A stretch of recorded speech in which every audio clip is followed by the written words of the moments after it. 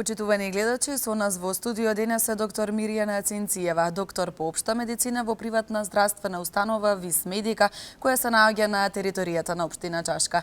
Добро утро и благодарност до што ја прифативте поканата. Добро утро и благодарам што ме поканивте. Ајде да кажеме прво од кога функционира амбулантата во општина Чашка и какви услуги може да добијат пациентите таму.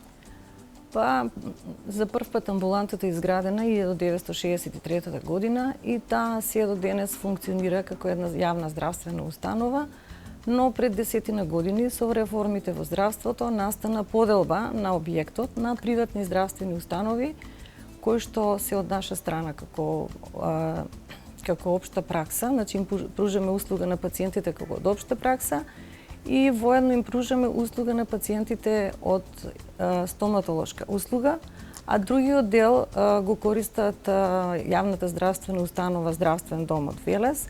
Тој им пружа на пациентите лабораториска услуга и превентивна услуга, која што е пред се однесува на вакцинација на децата од предшколската возраст. Колку членови брои персоналот? Значи персоналот брои, работиме во 2 тима, значи тоа се лекар и сестра, тоа се 4 членови и го покриваме теренот и даваме услуга. Со каква опрема располага амбулантата? Амбулантата располага најчесто со апарати за мерење на притисок, со ЕКГ апарати, кои што ни се многу битни за одредување на работата на срцето, со солукс лампите и имаме апарати за инхалација. Кои сила гравитираат во општина Чашка и колкава е бројката што бара лекарска помош, односно бројот на пациентите? Кон општина Чашка гравитираат околу 20 села. Тоа се села кај што имаме и поголем и помал број на жители. Најчесто би ги спомнале селата со поголем број на жители, тоа се селото Мелница, село Лисиче, село Горно Врановци, Бусилци. И вкупната бројка која што мигрира во нашата амбуланта е околу 2700 пациенти. На што најмногу се жалат пациентите? Пациентите поради неурбанизираната средина најчесто се среќаваме со повреди и со посекотини, затоа што сепак населението се занимава со земјоделство и сточарство. Имаме повреди од страна на кои пациентите се соочуваат од страна на животните. Најчесто тука можеме да спомнеме каснувања од кучиња, а воедно во летниот период имаме и доста алергиски реакции за тоа што луѓето работат на нива и се среќаваме со тешки алергиски реакции на убоди од стршени инсекти и можеме тука да спомнеме поретко каснување од змија. Со оглед на тоа дека покривате рурален дел, дали се среќавате со пациенти без здравствено осигурување и што со нив? Да, постојат такви пациенти кои немаат здравствено осигурување. Тие пациенти исто ги третираме како и пациентите кои што имаат здравствено осигурување, само што на крајот се наплаќа прегледот со соодветна сума. Што се однесува на препишаната терапија, дали има од каде да ја набават пациентите? Значи, тоа е еден добар момент, затоа што порано немаше аптеки во општина Чашка, а сега од претходните години постои аптека, посебно во населба Чашка, која се наоѓа на 100 метри од нашата амбуланта. Таму нашите пациенти може да ги користат лековите кои што се на товар на фондот. И постои уште една аптека од 2015 година, а тоа е аптеката во село Мелници и село Горнови Болчиште. Јас би започнала темата за главоболката, бидејќи во последно време сите ние знаеме да се пожалиме од болка во главата. Што всушност значи ова? Главоболката е еден симптом кој најчесто се јавува и почесто се јавува кај популацијата во секоја возраст, за жал се јавува и кај децата. Тоа е секоја популација 70% се среќава, кај секоја популација 70% се среќава главоболката. Можеме да кажеме дека главоболката е болка која што го зафаќа пределот на главата и вратот, односно во горните делови на вратот. И би кажале дека тука главоболката може да биде примерна, значи потекнува од различни, постојат повеќе поделби, значи почнува на примерна и секундарна. Сега во примарната главоболка би го спомнале тоа да таа најчесто се среќава во секојдневието и би спомнале некои видови на главоболка. Да кажеме нешто повеќе за секој. Тоа се тензионата главоболка, потоа мигренозната болка, кластер главоболката и на крајот синусната болка. Да. Од што се предизвикани секоја поединечно? Значи, фактори кои што ја предизвикуваат главоболката се многобројни. Тоа се недоволен сон, заморот, потоа несоодветно консумирање на храна, например на конзервирана храна, храна на зачини, потоа физичка неактивност, седење подолго време пред телевизор и пред компјутер, положба на телото во одредена положба, постојана, и други различни фактори кои би допринеле до појава. Можеме да ги спомнеме и пореметување на нивото на хормоните во телото. Кои од овие главоболки што претходно ги споменавте се највеќе састапени? Па највеќе се састапени тензионите главоболки. Тоа се главоболки кои настануваат поради стегање на мускулите на главата и на вратот. Тоа е една тапа болка која што рамномерно се јавува во главата и секогаш пациентот кога ќе дојде на преглед се жали на една болка која што се јавува како стегање од обрач, но овие се тензиони болки може се случува почесто да се јавуваат и пократко одредно да трајат или може да преминат и во хронична форма. Сето тоа, оваа болка што ја предизвикува, најкарактеристично е напнатоста. Од другата најчесто застапена главоболка е мигренозната болка. Мигренозната болка е специфична болка затоа што не се знае етиологијата на оваа болка. Се смета дека поради честото јавување на главоболката во членовите на потесното семејство, таа се смета дека има наследен или наследен карактер или генетска предиспозиција. Друго карактеристично е за оваа болка што пациентите се жалат на една страна пулсирачка болка која е доста јака и карактеристично е дека и пациентите се јавуваат и предзнаци. Се јавуваат предзнаци, тие ги викаме предзнаци како аура. Значи тоа се најчесто трнење на раците, потоа вознемиреност, зголемен осет на мириси.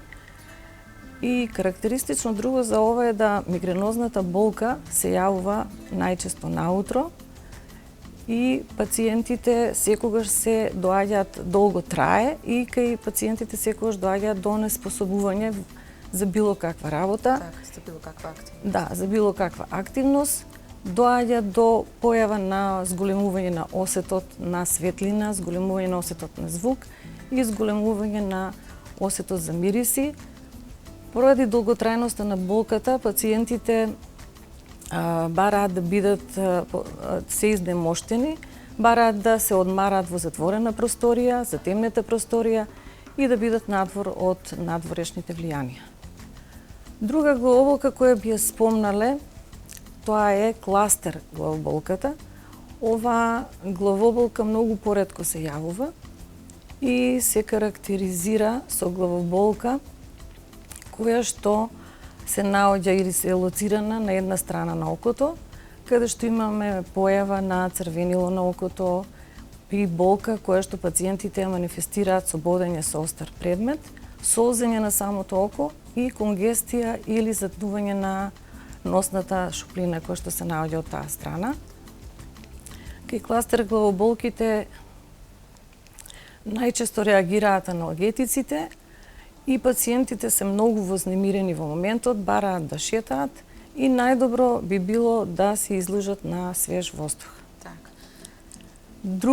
Друг тип на главоболка, тоа би била синусната болка, би ја спомнале затоа што се јавува најчесто при воспалителни промени, алергиски реакции на вирусни инфекции или бактериски инфекции на носната слузница и на синусите. Тие исто, оваа болка е лоцирана во пределот на очите и челото и на лицевата мускулатура и најчесто за незе би споменале дека пациентот се жали на главоболка кога ќе наведне главата надолу. Така, дали е почесто во зимскиот период?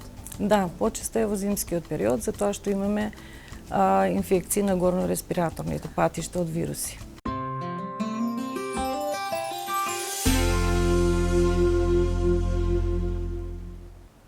Еве сме назад во студија. Едно мало подсетување до оние гледачи кои што можеби подоцна се вклучиле на нашата програма. Денес разговараме со доктор Мирјана Цинциева, доктор по општа медицина во приватна здравствена установа ВИС Медика, која се наоѓа на територијата на општина Чашка. Во првиот дел поразговаравме малку повеќе околу начинот на кој што функционира амбулантата и започнавме тема за главоболка. Во овој дел докторката ќе ни каже нешто повеќе за тоа. Ајде накратко само да се подсетиме, односно да споменеме какви видови на главоболка имавме. Значи, главоболката е поделена во примерна и секундарна. Во примерните главоболки, кои што најчесто се среќаваат во текот на нашиот живот, тоа се пулсирачките главоболки, тензионите, мигренозните болки и кластер главоболката и синусните главоболки, кои што најчесто се среќаваме. Кои се факторите кои што предизвикуваат главоболка?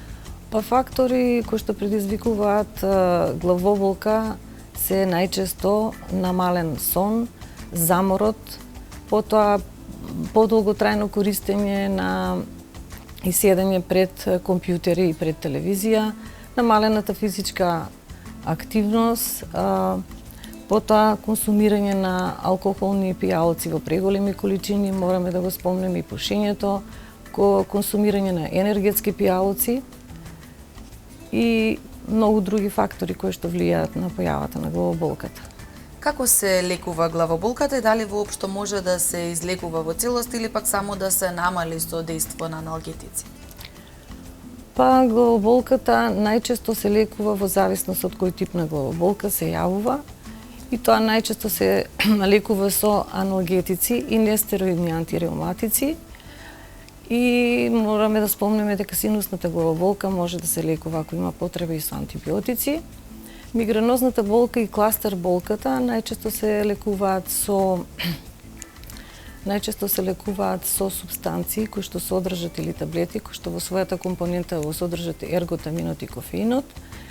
А ако болката е подолготрајна и хронична, тогаш може да има потреба да се внесат и други форми на лекување, а тоа се таблети од калциум од страната на калциум антагонистите и некои си кортикостероидни препарати.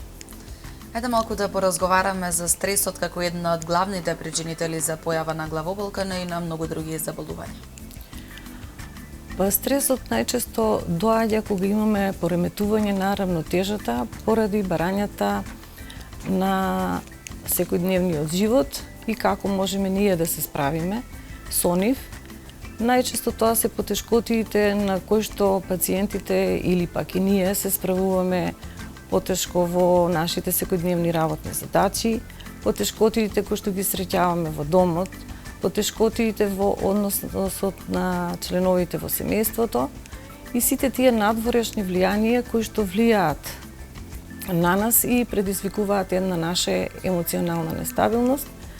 Како би се справиле со стресот, тоа е многу дискутабилно прашање, затоа што најдобро би било ако сме во можност да излегуваме повеќе на воздух, да надвор од урбаната средина, да имаме физичка активност и најчесто да ги избегнуваме сите оние надворешни влијанија кои што би предизвикале нарушување на емоционалната состојба. Така, ние луѓето често знаат да посегнат и по лекарства за да го редуцираат стресот, сепак вашиот совет е првен да се проба со овие методи кои што ги споменавте. Прво да се пробаат со овие методи, а потоа се разбира дека постојат и лекарства кои што може да го намалат стресот, а тоа се антидепресивните лекувања. Меѓутоа тоа остана како последна опција. Да.